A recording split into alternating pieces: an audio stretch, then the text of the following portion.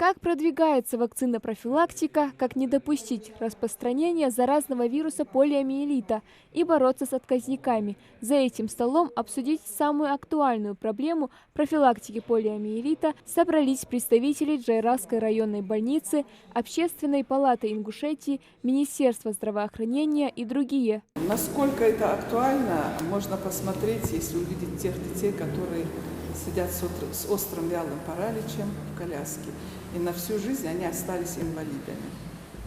Вот, поэтому я агитировать никого не собираюсь, конечно. Сейчас все сидят в интернете и все это видят, какие последствия бывают. Но это очень страшное заболевание. И не дай бог, если оно кого-то коснется. Напомню, полиомиелит – болезнь, которая может довести человека до летального исхода, в лучшем случае оставить инвалидом на всю жизнь. Лекарства, как утверждают врачи, нет, поэтому каждому ребенку необходимо своевременно проводить прививки. Ранее для более эффективной борьбы с вирусом в регионе провели уже 3 тура дополнительной иммунизации. На сегодняшний день прививочная кампания в регионе продолжается. Вот 3-й тур полиомиелита проходит только в нашей республике. Почему? Потому что у нас выявляют этот дикий полиовирус в сточных водах.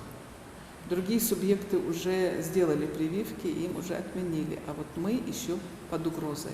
На встрече также отметили, рост числа отказов родителей от профилактических мер в регионе чуть ниже, если сравнивать с 1-м и 2-м туром иммунизации. Однако все же профилактическая работа с ними должна продолжаться до полного предотвращения распространения вируса. Мы совместно работали с больницами, с детской поликлиникой в частности, и сотрудники со взрослой поликлиники к нам приходили и объясняли.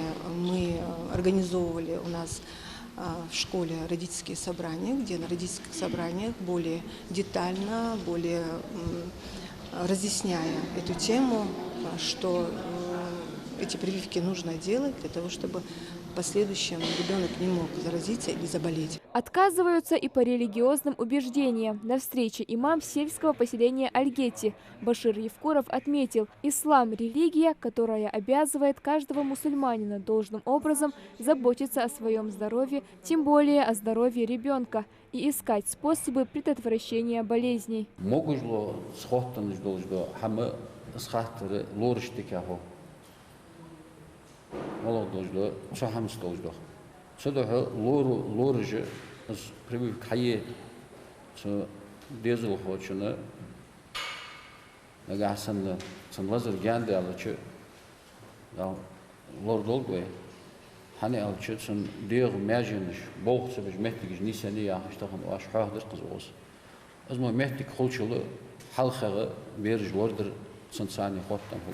По всему региону в рамках 3-й туровой иммунизации планируется провакцинировать 95% детского населения. Половина из этого числа уже прошли иммунизацию. Участники встречи также призывают жителей не распространять недостоверную информацию на просторах интернета, поскольку полиомиелит далеко не шутка, и каждый родитель должен предпринять шаги, чтобы обезопасить своего ребенка. Малика Измайлова, Хамзат Халухоев, Новости 24.